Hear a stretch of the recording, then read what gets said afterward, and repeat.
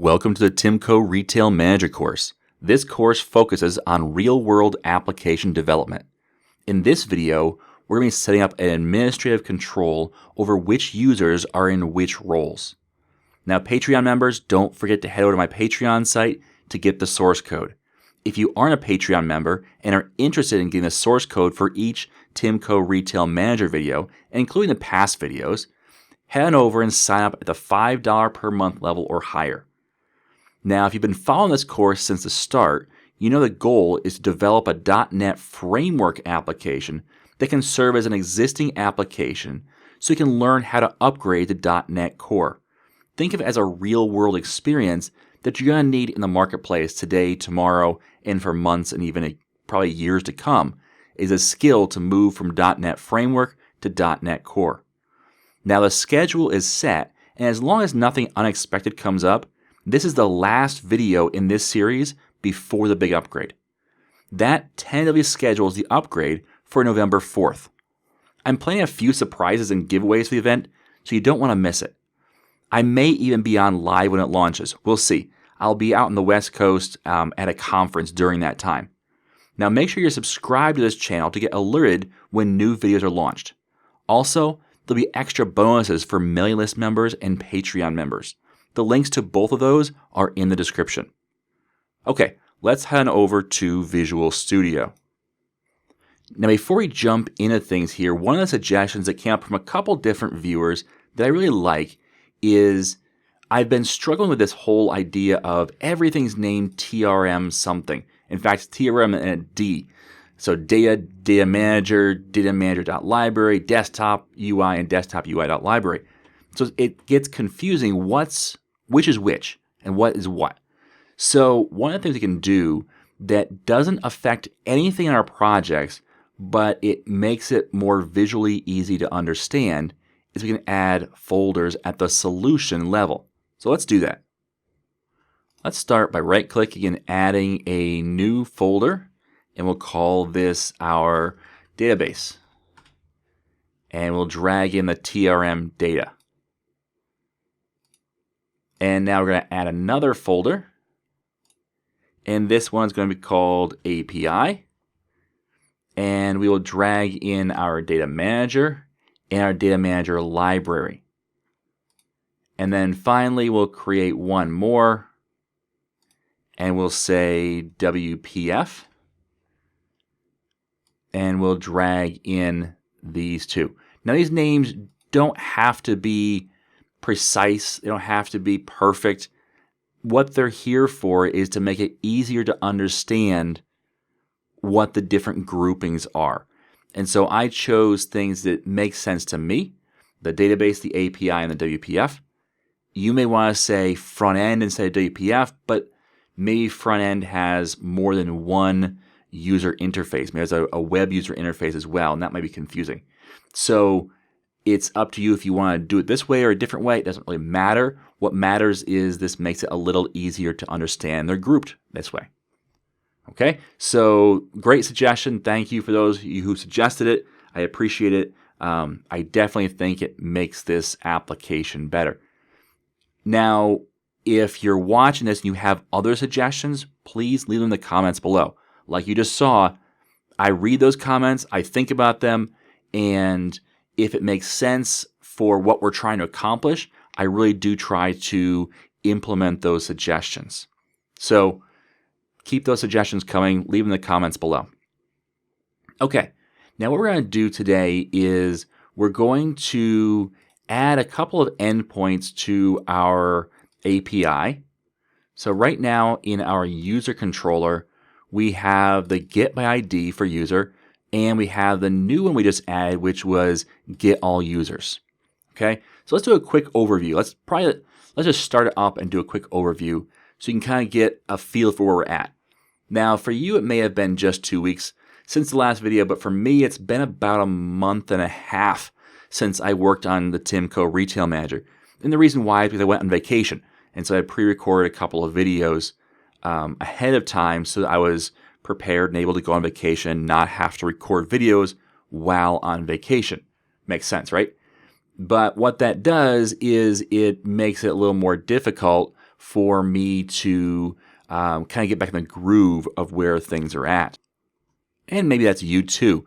And so what I'm going to do is I'm going to do a quick review of where we're at, just so that I understand and kind of get back in the groove of things, and also to kind of illustrate what you would do if you're coming back into an application you haven't worked on in a while.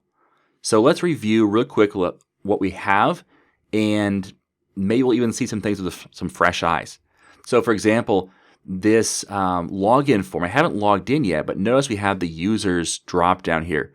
That doesn't make sense to have that. In fact, I'm unauthorized, and so it closes it back out. But now what do? I'm kind of locked out of everything. I have to actually stop it. So we're going to have to fix that, and we'll write that down in our bug sheet for something to address. But once we log in here, we have our sales page, which we've been doing for a while. We have the ability to add to cart, add multiple, and it just adds this. We have a tax and the total, and the ability to check out and remove from cart works as well. So that all works. And we just recently added this users page. So users is for user management. We can only open this if we're an administrator. And what this does is it shows us all the users and what groups they're a part of. So for example, myself, because I'm the only user in this system right now, I am an administrator and I'm also a cashier. So those are the two groups or roles I'm a part of. So that's what it's showing us right now. This is what we're going to modify today. Because it's great to see which roles a person is in, but as we add new people, they're not going to have any roles, which means they can't even do the cashier work. And so what we need to do is have the ability to allow them to be a cashier. Now, the other thing I notice right now is that in my menu, I have exit, user management, and log out. I don't have a way to get back to that sales page. That's something else to add to our list of things to look at or address. All right, but for today, we're just going to focus in on adding and removing these roles from users. So let's start by closing this out, and let's look at our API real quick. So we'll go to /swagger, and let's look at the users, which we have just those two options: get all users, or this user, which we pass in and get back the full user information based upon who's logged in. So it gives us all the information. And this one, this gives us a list of the roles as well as the user ID and email for each person. So those are the only two we have under user. We're going to add more today. So we have get by ID, and we have get all users. Let's add a new entry here. And what we're going to do is we're going to add the ability. Notice here we have a list of roles. What I think we need to do is have another endpoint that just returns a list of all the roles. So let's do that. Let's create another endpoint. Let's copy everything through a signature line and come down here and paste it. And we're going to say get all roles. And instead of a list of application user model, the way we did it in this model, the application user model, we returned a dictionary of type string, because we have an ID and the name. That's all we have for a role. So I think that's fine to return the same exact thing, a dictionary of string, and say get all roles. And this will allow us to say, okay, you're in 2 roles, but how many roles are there? Well, there's 3 roles. So you can see all 3 roles and then know, okay, you're missing 1. All right, so that's basically the reason why we have to have this get all roles. And the get all roles is this right here. So you can say, we can actually grab this. But roles is going to be, context, which I don't have here. We have to have our using statement.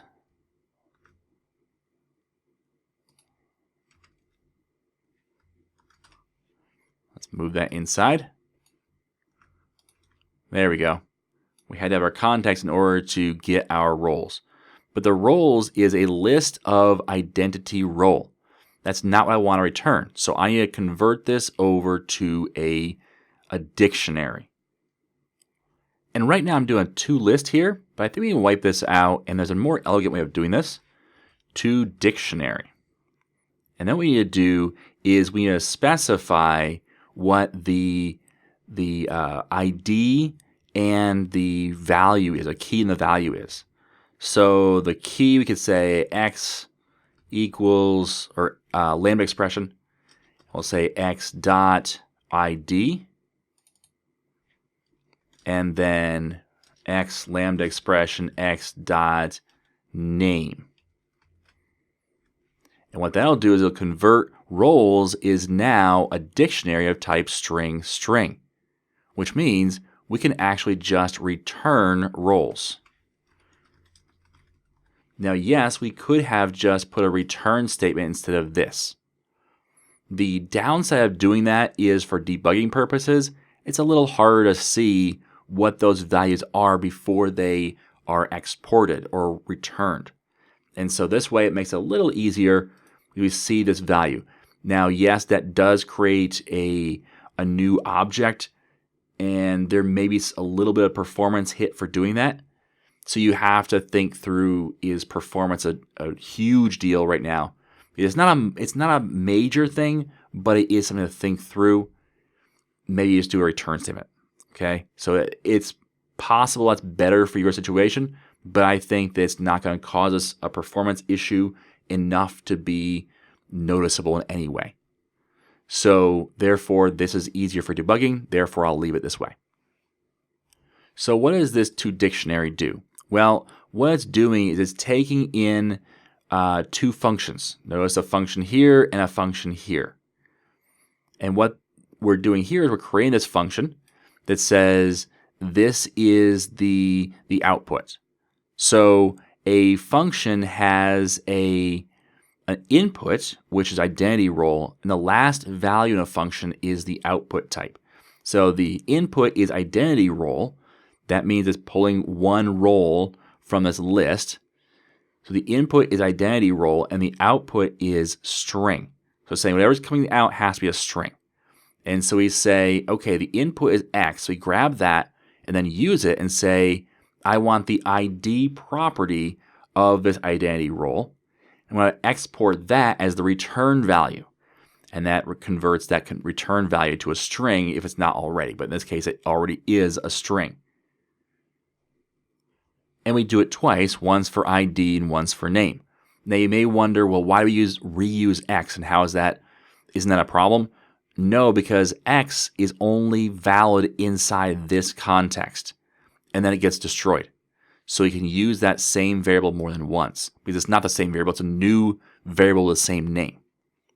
We could say, instead of X, we could say key and value, but with lambda expressions, usually I use one letter things for these short ones. It's up to you, okay? But what we're doing here is we're converting this IDB set of type identity role. We're converting that to a dictionary and saying just pull the ID and name values from each entry and use that for our key value pairs.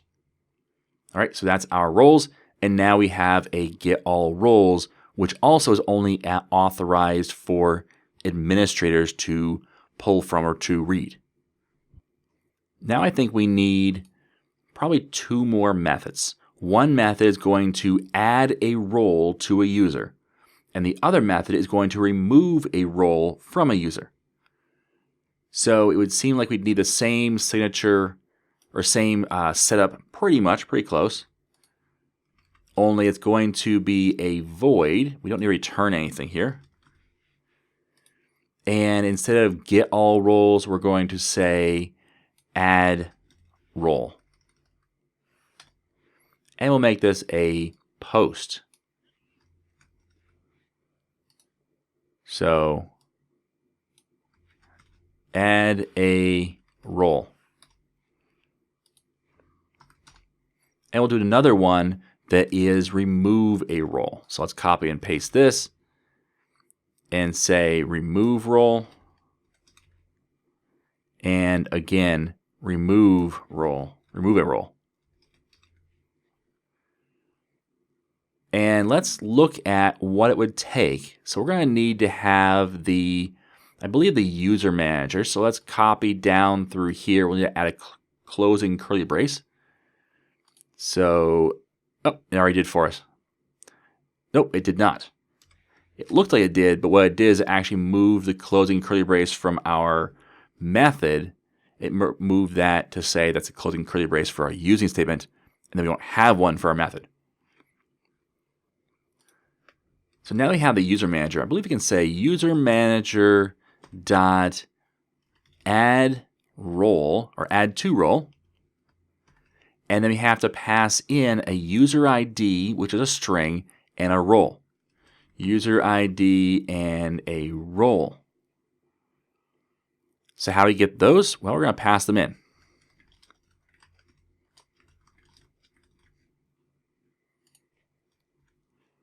And the return value from that is an identity result. We're going to leave that alone. We're not going to actually capture that. And what will happen is if this fails, it will return an exception, and that's fine. Let's copy this code,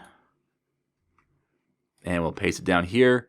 But instead of add to role, I believe it is remove from role, like so. And it looks like a user ID and a role, which we have to pass in, like so. Now here's the thing, since we are passing these in as an HTTP post, we really need to pass in one object, not two different objects. If we made it as an HTTP GET, we could pass in two different objects, but they would be URL parameters. And we probably don't want to have our user IDs going across as URL parameters. What that would do is it would expose them to be cached in firewalls and other things, and so then we'd be showing off, here's our user IDs. And that's just, well, it's not super secret, the user ID. At the same time, it's not something you want to just advertise, here is our user IDs. So let's create a model for this. So we're going to add a new class. And we'll say user role pair model. And we're going to have two properties, user ID, role name. And then what we'll do is we'll pass this in instead and call it pairing.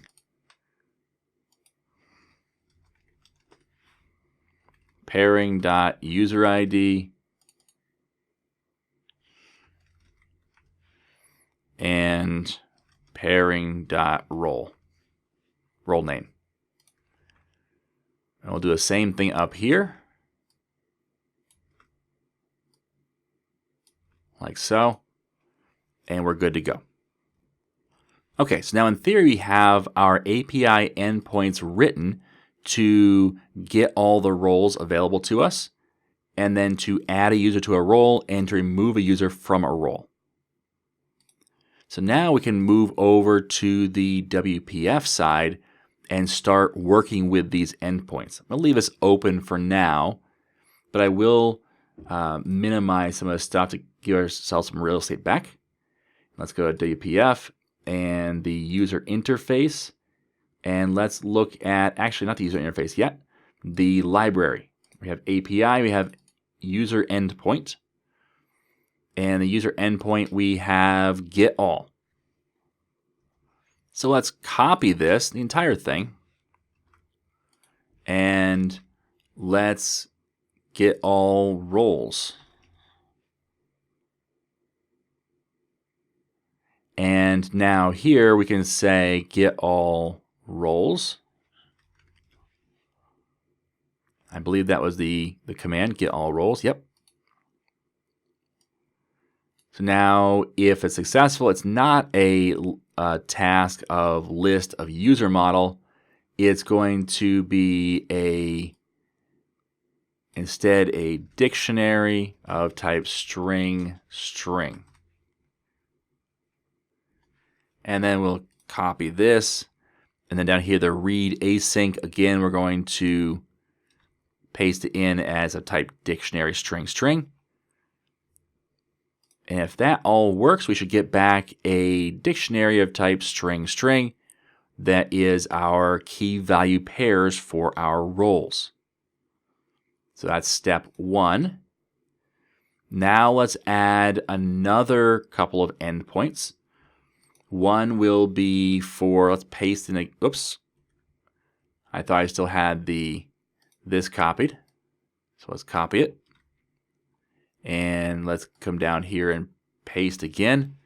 And in this case, what we're going to do is say it's a public task, but that's it. There's no return type other than task. And we'll say add user to role. And then pass in string user ID and string role name. And let's change this from get async to post async. So post async, and it's not get all users, it's going to be add role. And then afterwards, we need the HTTP content. And actually, I think I'm going to change this. I'm going to change it from post async because that's asking for, if you notice here, it's asking for HTTP content. I don't want to do that. Instead, I'm going to use post as JSON async. If I do that and we look here, come back here, and it says any type T, which is really helpful because I can then post an anonymous object. So for example, I can say var data equals new anonymous object and then pass in the user ID and role name, like so. And I believe that's what we're looking for over here. We're looking for user ID and role name. Excellent. So by passing in the actual values here, what it will do is it will create a property in our new anonymous object and set the value to the value of this value. So it's going to create a user ID and then property and put the value of user ID into user ID. So it's the equivalent of saying user ID equals user ID.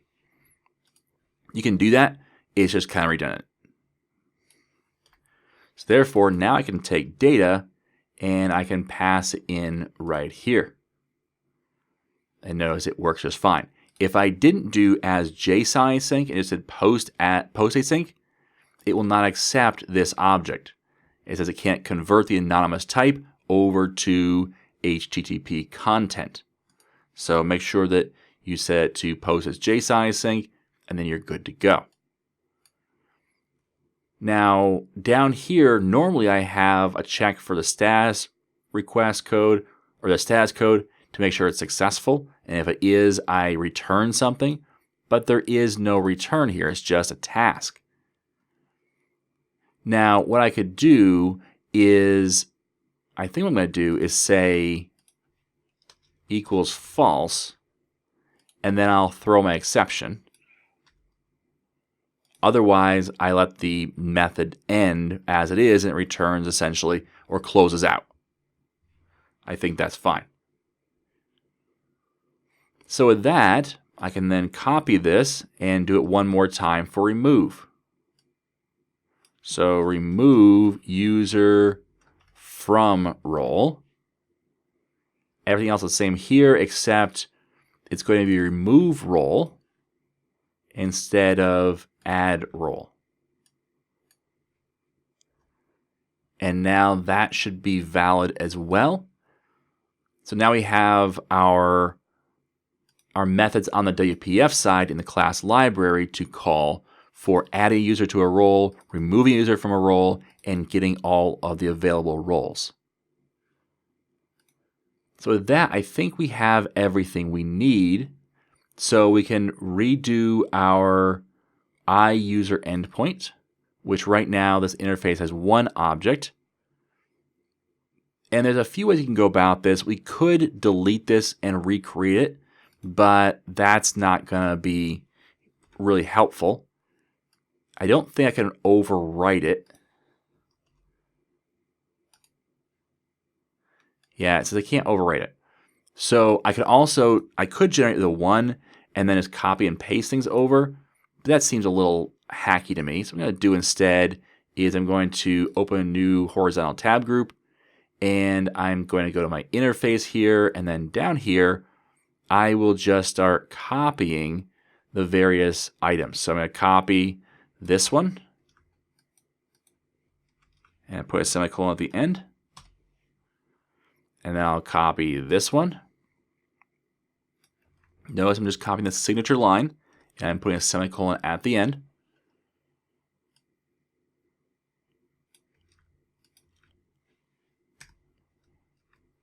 And that's it. So now my interface has been updated, and now I can use these new endpoints in my WPF project. So now I can shut down or close out the API and just work with the user interface. So let's look at our user display view. This is the one that displays the user information, which right now, this is a shrunk down view. It's only 46%, but it has the users and it has the user drop down or a list box. And that's all in column 0. I think what we need is a column 1 where we see the various parts for a selected user. So when we select a user, it should put the user's name, and then it should have, all right, here's the current roles they're in, a list, and then it will have, and here's a drop down where you can add new roles to that user. And we have a button maybe that says remove roles from user. So let's do that. Let's create a column 1. We'll actually just copy this comment here. Now I'm going to get, I don't want to say lazy. That's not what I'm doing here. But I'm going to make my life a little easier for myself, since this is pretty much just stack everything on top of each other. That sounds an awful lot like a stack panel with orientation of vertical. And I'll put this on grid.row. This is row, I believe, 0. Nope, header's in row 0, so therefore it's on row 1. So row 1, and we're going to do a grid.column of 1. And I'm going to do a row span, grid.row span. And for now, we're going to keep it pretty simple with just 3. It's going to span the this row and this row. Let's just do 2 for now. And we'll find out if we need more later. Okay, the first item we're going to have is a text block, and that's being named the selected user. I actually selected a user name. We could also do a binding here instead and do a dot. So you do selected user dot name if you want to do that. But I think we'll just do selected user name. And I think that's all we need to do. To format that the same exact way as this one, that's all we need to do. So therefore, let's call that good. And then what we're going to do is let's put a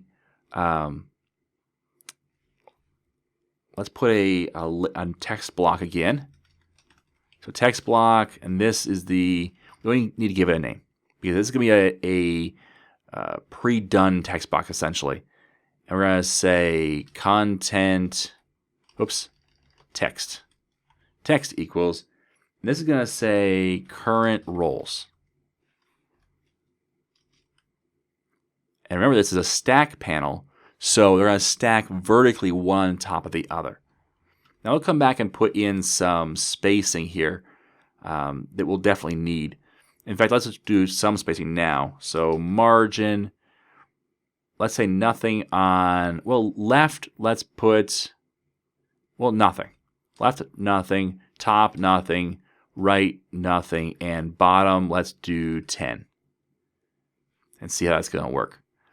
Let's also put a margin on the stack panel itself, and let's do 20 on the left and 0 on the top, 0 on the right, and 0 on the bottom. And let's put that in the second line so we can actually see it. And now we have our current roles. Let's put our list box, which our list box is going to look a lot like this list box here. In fact, it'll probably look almost identical to this list box, except for the fact that we're going to not have this complicated setup here. We're just going to have a list of strings, all it's going to be. So I don't think we need to have this item templates thing. So let's just create a list box. What this will be is a list of the roles that a user is currently in. So X name equals selected user roles. I think that's it for the list box. We'll see in a little bit if we need to add more things, but I think that's probably good. We might need to have this is a min height and a min width. We don't need to do a min height, I don't believe, but a min width might not be a bad idea. I'm trying to think through if we really need that or not. Let's go with no.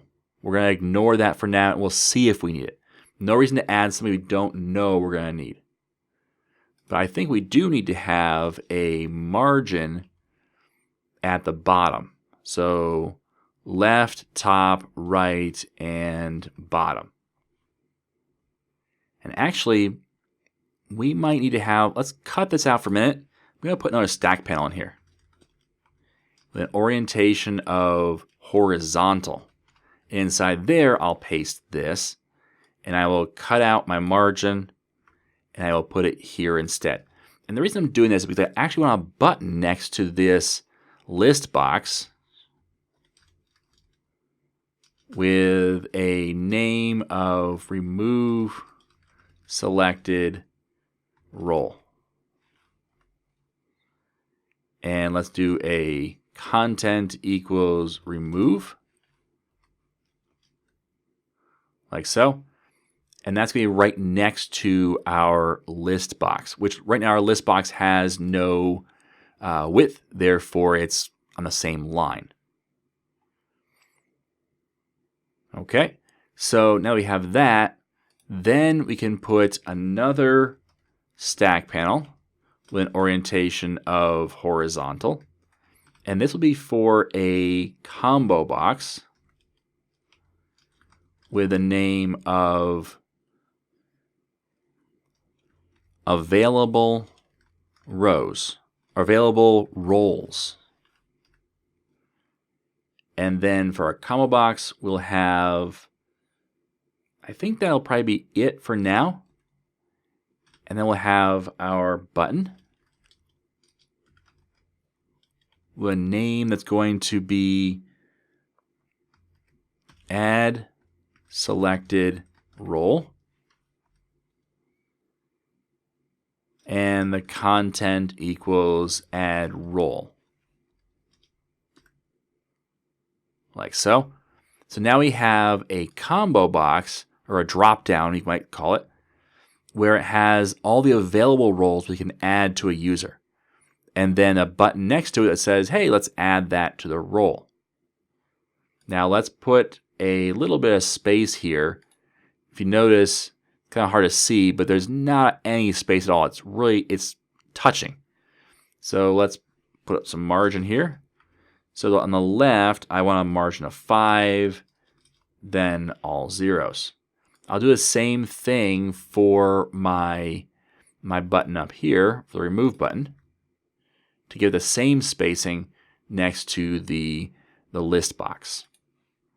All right, I think that's all we need to do on the front end.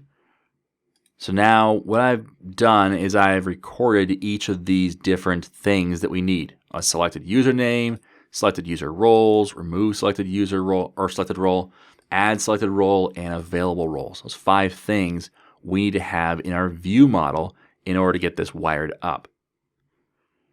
We also need to look at, do we have in our list box any way to indicate what this selected item is? And I don't think we do. I don't see it here. So selected item, and we give this a name. So selected item, we're going to call it selected user. So make sure I make note of that as well, that we're capturing selected user. And a selected user should be of type, it should have type whatever users is. So let's look at our view model for user display.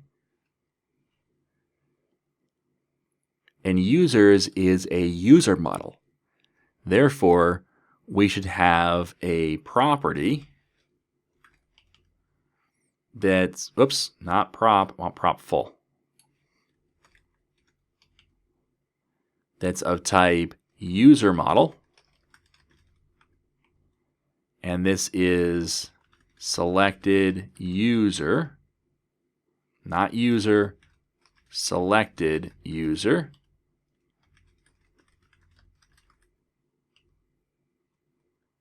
Not user model. There we go. So this will be what we need. We do need to modify our set to indicate to everyone that the value has changed. So I'll do that here. And notify a property change for the selected user whenever you do a set. That should be what we need to populate all of our values except for the roles list. So now let's create another property. We'll start small and just do our selected user name. So I did prop again instead of prop full. And this is going to be a string. And this is going to be selected user name. Like so. And what it's going to return is every time we get a change on the selected user, we're going to update selected user name. So what we're going to do is we're going to make this easy on ourselves. Whenever we change this, then we're going to say selected user name equals value dot and the username, which will be our email. That's what we're using for our username, which will then trigger this notify a property change down here for a selected username. So this is one of many ways we could do this. We could do this where, again, we just grab a property, the email property, off of this directly, or we could also have this so that just as a read value, and it returns, instead of this value, it returns the selected user dot email. But this is one more way of doing it. It's up to you how you want to do it and how you think feels best for you. Now let's do just this for now to make sure that things are working the way we expect them to. So let's start this up. And we'll drag in our WPF form. I'll click the login button. I'll wait for it to load up. And then under users, this is ugly right now, but if I select tim@imtimcorey.com, it populates this value. And that's what we were expecting or hoping for. Now I could set the visible property for this overall stack panel to be if the selected user is null, then don't show anything. That would probably be appropriate, but I'm not going to worry about that at this point. So now let's populate the current roles list. So what we need to look and say we have the selected user roles. That's a list of string. So prop full string selected user roles, like so. And why is it yelling at us? Because it's still running. That's the purple squiggly saying, hey, these changes won't be applied while the application is running. I hit stop and it should go away. And it does. So now we have the selected user roles, which it's not a string. Oops, it's a list of string.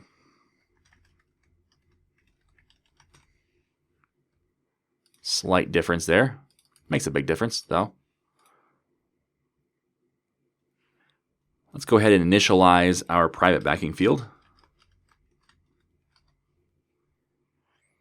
And now what we do is whenever this list changes, we will trigger that event. However, we should probably make this not a binding list instead of a list. So a binding list is, or observable collection, but binding list will work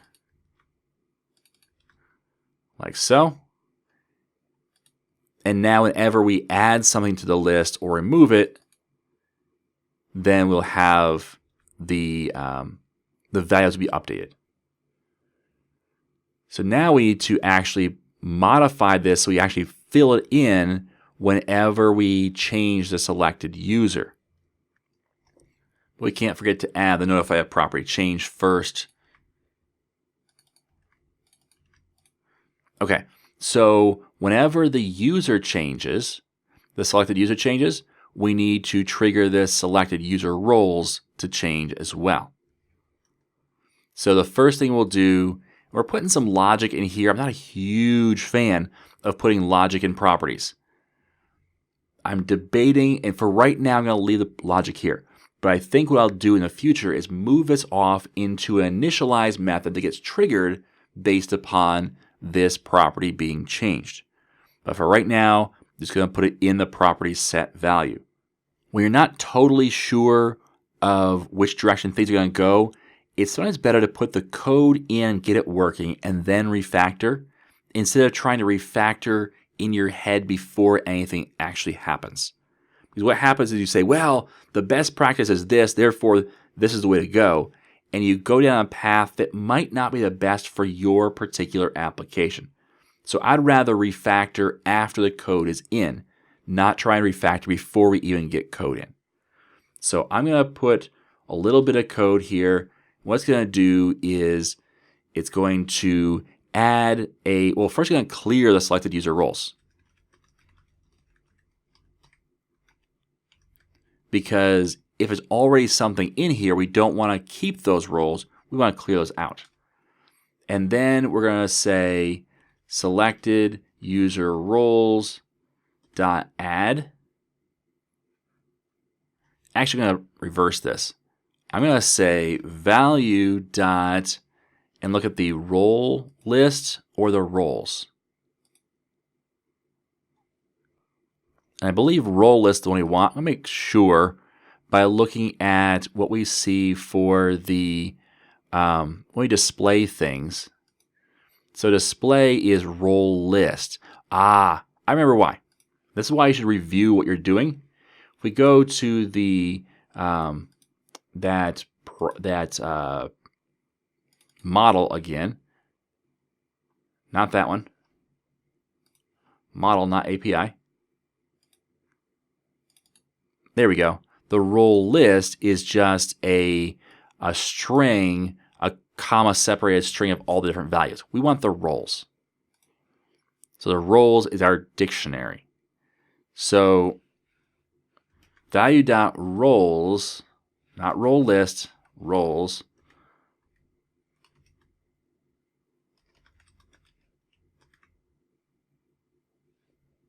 That's not what I want. Instead, what I want, I believe, is what we're going to do is use the select. So we're going to say select, we'll say x arrow function x dot value, just the value of the key value pair. And that should return an IEnumerable of type string. I'm going to cut that out, and I'm going to say selected user roles equals new, and then pass in an IList, which is an IEnumerables, should be fine, or nope, it's not, so to list. That should work. So what's going to do is I can get rid of this clear now. What this will do is it's going to create a new binding list, and it's going to create that binding list off a list of string, which I'm going to get from this roles.select.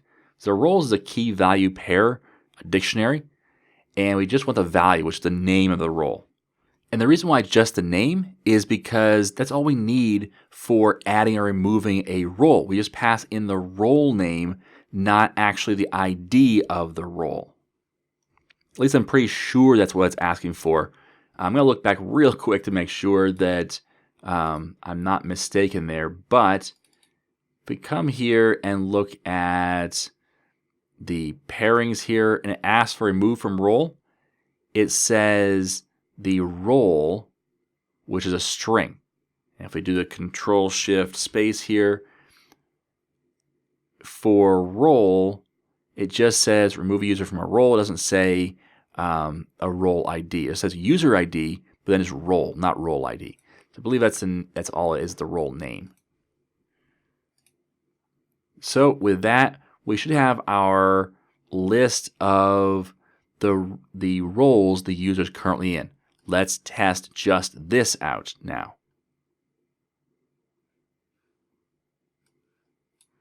Hit login, go to users, and select a user, and notice admin and cashier. Those are both the roles that I have assigned to my account. And remove spans this entire thing. That's fine. All right, so now what we can do is we can move on to the rest of the roles, which is called available roles. So let's do something very similar. So let's copy and paste this. And this is available roles.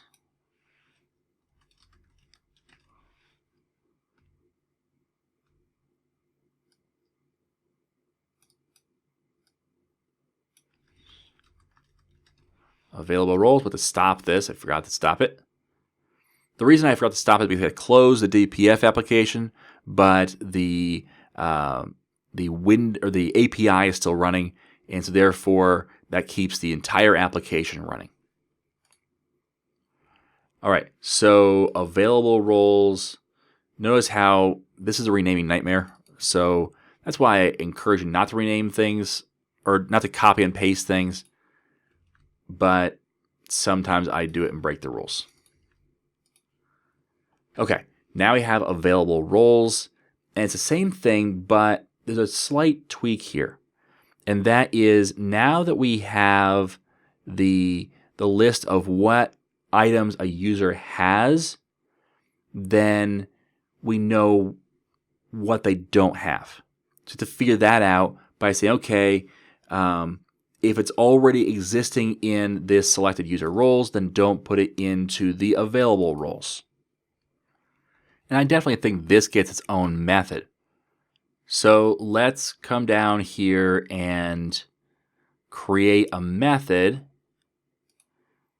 And we'll put it even down here by our other methods. It doesn't really matter where you put these things, but I try and keep some type of order to it.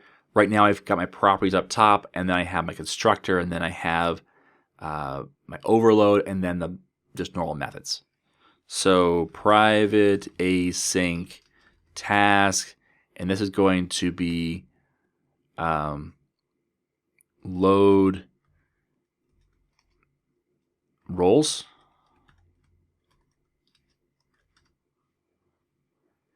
And what this will do is it's going to get all the roles that are available and then only add the ones that are missing. So var roles equals await underscore user endpoint dot get all roles. And then we're going to do a for each role in roles. And each role is going to be a key value pair from a dictionary. So we'll say is if, and then we're going to look at our selected user roles. If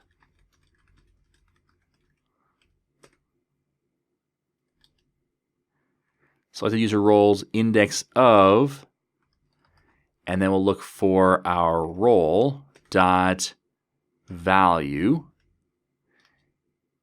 is less than 0. So the index of is going to return a 0-based index of the first occurrence of that item. If it doesn't find one, it returns -1. So if it doesn't find something, then what we'll do is say available roles dot add role dot value,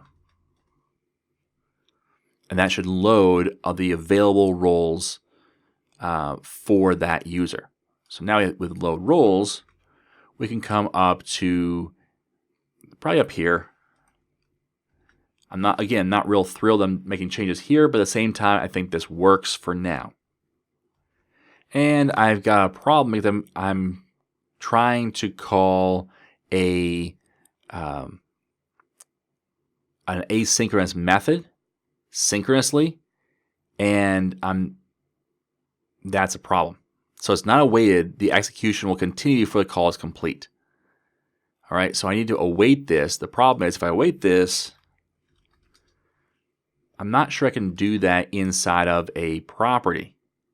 It can only be used inside of an async method. So that's no good.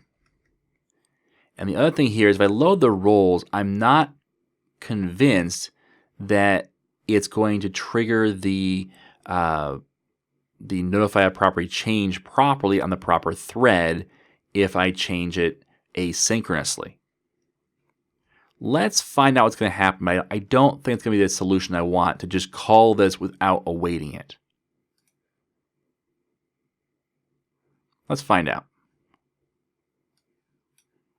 I'll log in, go to user management, select this, and there is manager in this role. That's interesting. So it did work. I'm not real thrilled with it. So I've got a list now of things that I'm not real happy with in this application. I need a tweak, whether it's the menu and a couple different things there, especially with hiding things and then going back to the sales page, and then calling the asynchronous method without awaiting it, and what that does. Not terribly thrilled, okay? But I'm going to, because this video is going already at about 50 minutes, I'm going to leave it as is and put this for a let's fix some stuff video later on. I still want to get these two buttons wired up, the remove and the add. So let's wire these up. And I'm not going to do the can remove and can add. I'm going to leave that alone for now. But I'm going to say public void, and then the name of my buttons is add selected role. I'm going to paste that in, add selected role. And then I have another one, oops, not stopped yet. Another one that is public void remove selected role. So add selected role is going to take the selected role, which I don't even have captured here. I don't know which one is selected yet. I need to figure that out. So let's go over here, and in our list box, selected user role, this is to remove. So selected item equals selected role to remove. And I'll copy that for later and paste it in my notepad. I've got a running notepad of all the different things I have to add or modify. Okay, so selected item is selected role to remove. And then this combo box is going to be selected role to add. And I will paste that in as well. And it's not selected item. Interesting.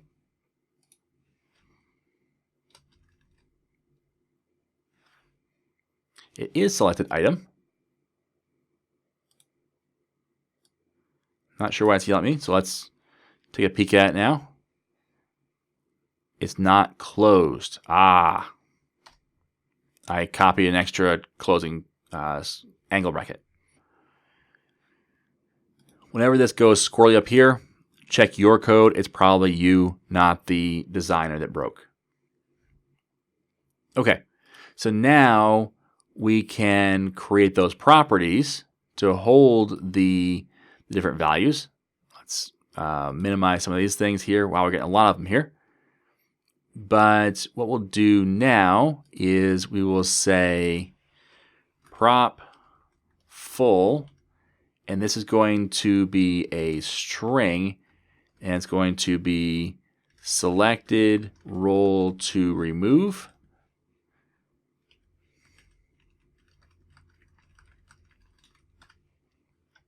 And we'll do a notify of property change on this. So again, I'm just going to copy and paste that.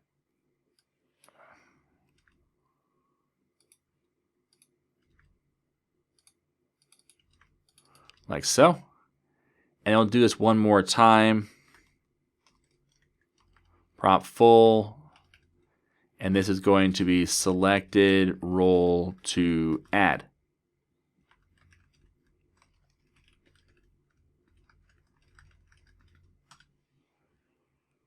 And we will do it like this, and we'll add our notify of property change, like so. And now we have these values to work with when we're dealing with our buttons down here. So add selected role, and they should actually be async task, like so, because we're calling the API. So we're going to first say the what's our API call?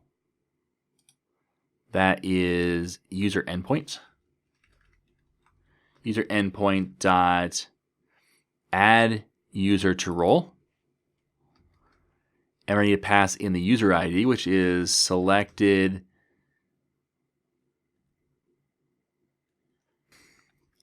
user dot ID, and the role name is selected role to add.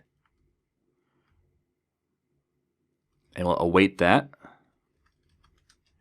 Now, we really should wrap this in a try catch, but I'm going to leave it for now. I'll crash the application, but it will give us an indication if there's a problem. If that's going to be problematic, well, we should probably always do it. We're going to wrap it in a try catch and give the user a good error message if there's a problem. But if this were to work, we're going to assume it does right now. And what we're going to do then is we're going to remove the selected user or selected role to add. We're going to move that from the one list and add it to the other. So the one list is called selected user roles dot add selected role to add. And then we're also going to have available roles dot remove selected role to add. So that'll add it to the roles that the user has access to, and it'll remove it from the available roles. We're going to do the same thing in reverse, essentially, for this next one. So instead of add user to role, we're going to remove user from role. And instead of selected role to add, selected role to remove. And we're going to swap these as well. We're going to add it to the available roles first, and then we're going to remove it from the selected user roles. Okay, let's try this out. What do I think the odds are of it working the first time? I say it's fair odds. Not great, but fair.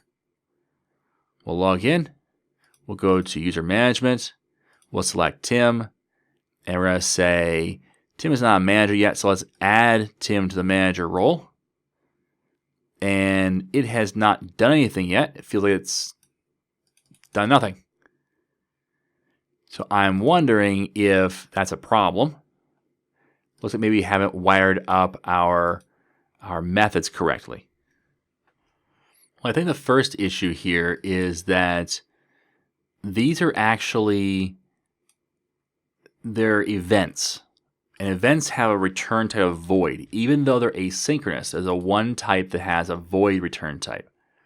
Let's see if that works. I'm going to actually put a breakpoint right afterwards for both of them. Let's start it up and see if we get a little further. I believe we will.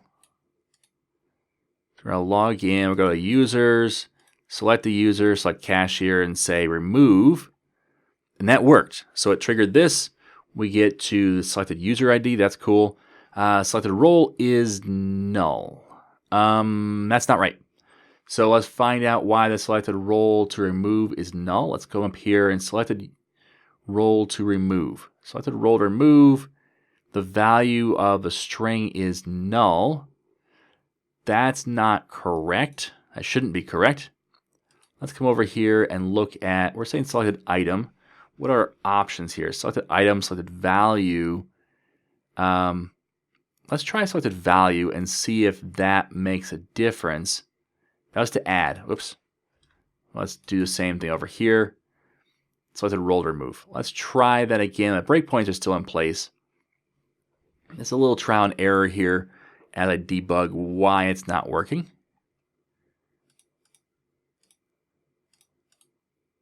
So selected role to remove is still null. Role to add is null, but of course I didn't actually do anything here. So I did a little bit of research into Caliburn Micro, because I think it's a Caliburn Micro issue. I'm not blaming them because it's still my issue, but I think the issue here is they do have a convention for this. So instead of having selected value or selected item, actually, I'm going to remove that from both of these. I removed this one, sorry. But what I'm going to do is I'm actually going to rename this from selected user roles. I'm going to rename this. Let's start with this one first, though. So available roles. The naming convention is available roles. The selected item becomes selected available role. It singularizes it.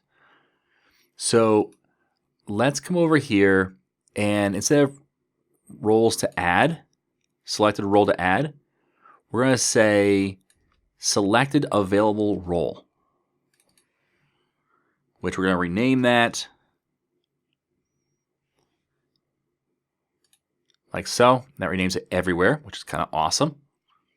And selected available role, and here as well. And again, we're going to rename that. And let's just see if this works by putting a breakpoint right here. And that should be all we need to test this out. So if this works, then when we select a role to add, it should hit the breakpoint. And it does. And the value is manager. That's the value. So that worked. Now let's do a little bit more renaming. And we're going to rename selected role to remove. We're going to rename that to something else. But first I want to rename the this right here. I don't believe we have user roles, so let's just do that. Let's take off the selected in front and let's call it user roles. So where it says selected user roles, let's find that. We're going to say just user roles. And again, let's actually do a rename on that. And then we're going to do a rename here as well to just user roles, like so. And now we can do for available roles, I believe it is. Nope, it's remove selected role. Nope, that's not it. For user roles, this was the remove. All these different naming, and it's getting late for me. It's getting confusing a little bit. So let's come up here, and it should be selected role to remove. So selected user role. Control dot to rename it, and selected user role. And control dot to rename it. And that should be all we need to do. Let's keep our breakpoints here on the add selected role and remove selected role and see if this works.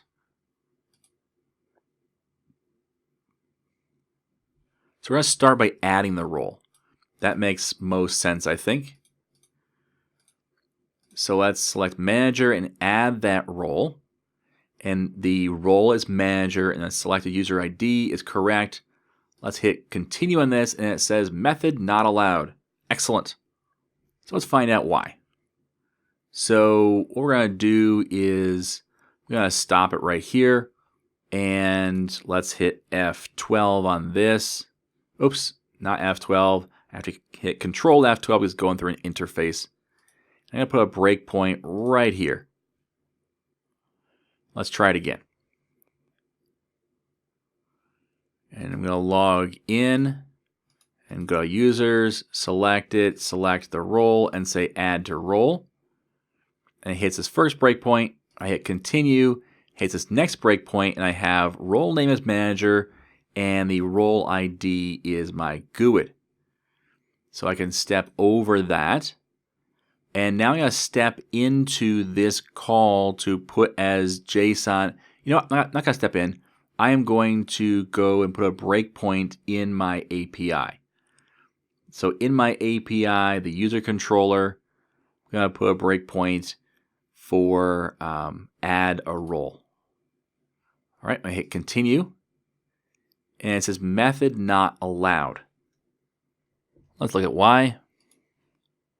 So if I go to my user endpoint, let's stop this. It says method not allowed. I think I see the problem here. Put as JSON async. That's not what I want. I want post as JSON async. That's problematic. Let's try this again. So I changed both of those. If you saw it beforehand, I apologize for missing that. Little details add up to big problems if you're not careful. So put and post are two different things. So add a role. Let's hit continue here. And let's hit continue here since our pairing looks right. And it says it worked. So let's do this. Let's do a file. Let's do a log out. We're going to log back in, go back over, and now notice all three are listed here. So it did work. And now if I say, you know what, not a manager after all, there's nothing to drop down here, but I hit remove. Oops, still the breakpoint's enabled here. Now it's gone from here, but it is here. So now we can add and remove users or roles from users. So I can say, you know what, you are a manager, you're not a manager, you are a cashier, you're not, you are an administrator, or you're not. So I can keep adding or moving as necessary. All right, I'm going to stop there. This video is a little over an hour already. I don't want to keep going. There's a lot of cleanup work we need to do, though, because first of all, this is ugly. And even for me, this is ugly. And I don't do pretty necessarily. Also, notice that right now I've removed manager, but manager is still over here. We haven't refreshed this. That's another little tweak we need to do. So some tweaks we have to do, but the actual functionality is in place, and I'm going to call it good for now. I'm not going to do another follow-up video until after we upgrade .NET Core. So I'm going to wait to fix our bugs, because here's the reality.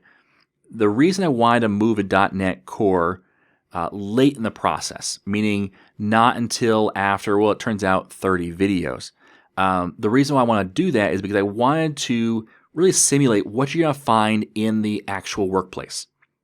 And in the workplace today, we don't have brand new, fresh .NET Core 3.0 or 3.1 apps for the most part. For the most part, you're going to find .NET framework applications.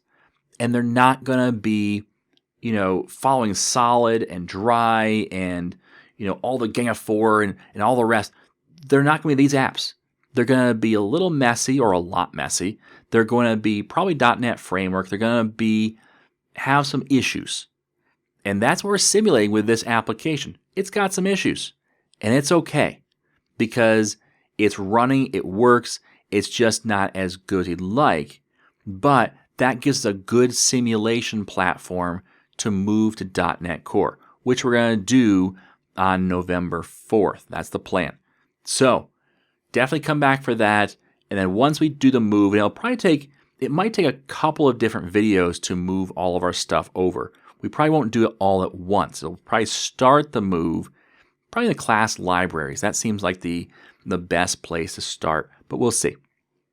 Once we start that process and get it going, and once we complete it, then we'll come back and look at fixing some of these bugs. Okay, so that's the basic plan. But for now, make sure if you're a Patreon member, go ahead and download the source code and try it out yourself. And either way, thanks for watching. And as always, I am Tim Corey.